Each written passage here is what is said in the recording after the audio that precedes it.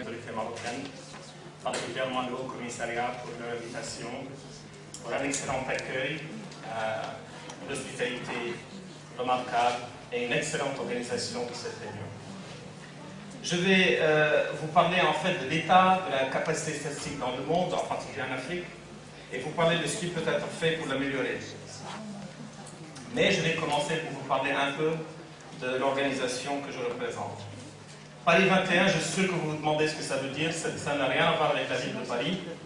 C'est un acronyme en anglais qui signifie Partenariat en matière de statistique et de développement au XXIe siècle. C'est un partenariat d'utilisateurs et de producteurs de la statistique qui viennent de pays en voie de développement et de pays développés et qui viennent d'organisations multilatérales intéressées au développement. Il est logé à l'OCDE et le secrétariat est logé à l'OCDE et ce partenariat travaille à l'amélioration de la capacité statistique des pays en voie de développement de sorte qu'ils puissent produire des données fiables, des données pertinentes pour la conception des politiques, pertinentes pour le suivi de la mise en œuvre des politiques, pertinentes pour l'évaluation de ces politiques et pour voir dans quelle mesure les objectifs que le pays se sera fixé sont atteints. Alors, parlons maintenant un peu du contexte de la statistique, du développement de la statistique dans le monde, qui est caractérisé par une demande très forte, mais on va voir une offre assez limitée en ce qui concerne les pays en voie de développement.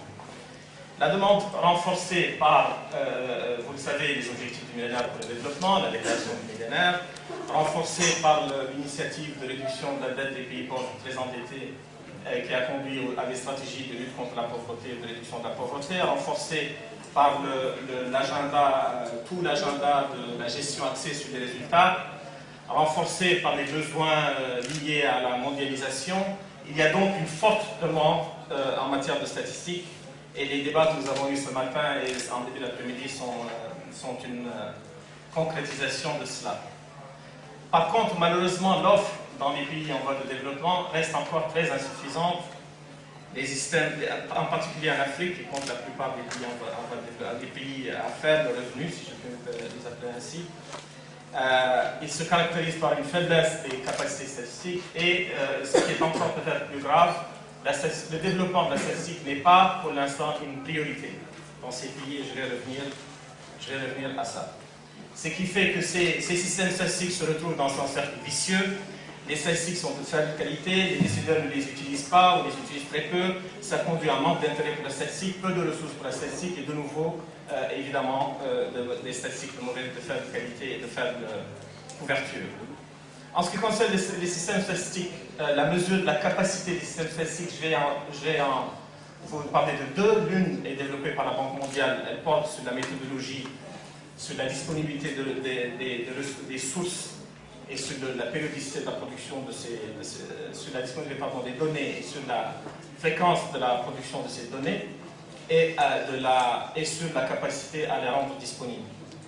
Et vous allez voir ici que dans le monde, ici les 111 pays qui sont non-high income either countries, ça veut dire que ce sont des pays qui ne sont pas des pays riches, disons, des pays pauvres et des pays à revenus intermédiaires, mais dans la partie basse de ce panier. Il y en a 111. Alors vous voyez qu'en 99, la capacité overall en haut, je suis désolé, je n'ai pas eu le temps de traduire. Overall en haut veut dire ici, la note globale, qui est une espèce de moyenne des trois notes que vous voyez. Elle est passée de 52 à 65, ce qui est une augmentation significative en 10 ans. Mais on reste loin de 100.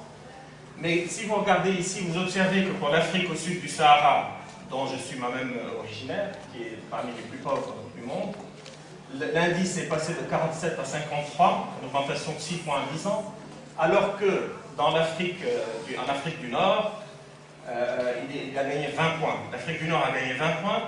Et vous voyez, dans le cas particulier du Maroc, l'augmentation est peut-être moins spectaculaire en termes absolus. Le Maroc commençait déjà très très haut, à 71, avec un score de 71 en 1999, je ne sais pas, mais c'est quelque chose d'extrêmement élevé. Aujourd'hui, il est à 80 points. Déjà, il y a quelques jours seulement, la Banque mondiale a mis à jour la partie qui concerne la méthodologie. Vous êtes maintenant à 100%. C'est une excellente nouvelle. Une autre aussi bonne nouvelle, c'est qu'il y a de la marge de progression. Il reste des choses à faire pour encore renforcer davantage votre système statistique. En ce qui concerne le suivi des EMD, je vais me concentrer là sur une seule mesure de la capacité statistique. C'est quand on regarde, est-ce que ce sera plus clair ici? On regarde le nombre de pays qui produisent eux-mêmes, qui ont pu produire eux-mêmes 2 observations, les indicateurs d'OMD. Vous voyez que pour ceux qui sont capables de produire, qui ont été capables de produire 2 observations pour 16 à 22 indicateurs, ils sont passés, ces pays, de 4 en 2003 à 104 en 2006 à 118 en 2009. Vous voyez que la progression entre 2003 et 2006 est spectaculaire. La progression, par contre, entre 2006 et 2009 est un peu moins spectaculaire. On entre dans la zone difficile où il y a beaucoup de choses à faire pour des progrès et où le retour, en fait, sur l'investissement est prend plus de temps.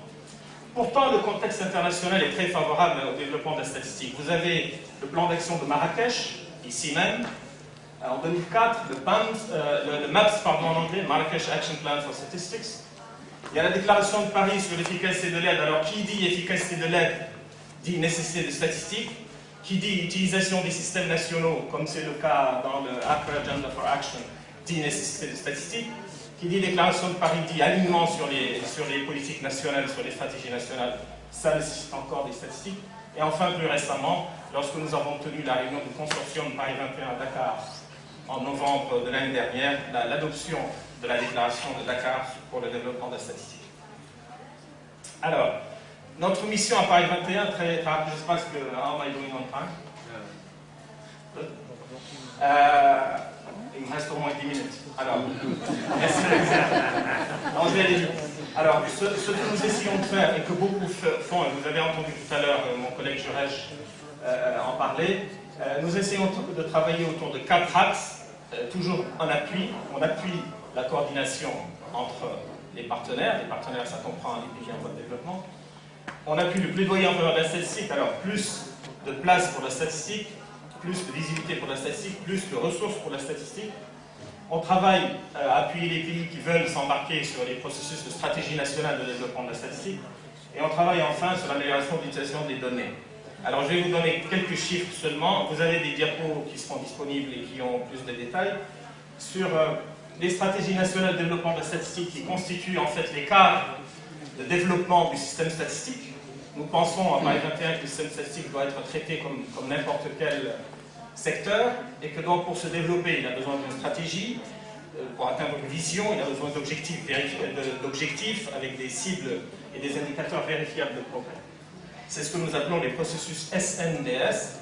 Vous voyez ici que sur les 79 pays qui sont éligibles au guichet IDA de la Banque mondiale, c'est-à-dire les pays les plus pauvres à peu près du monde, il y en a 74 qui ont adopté cette approche, ça fait plus de 90%.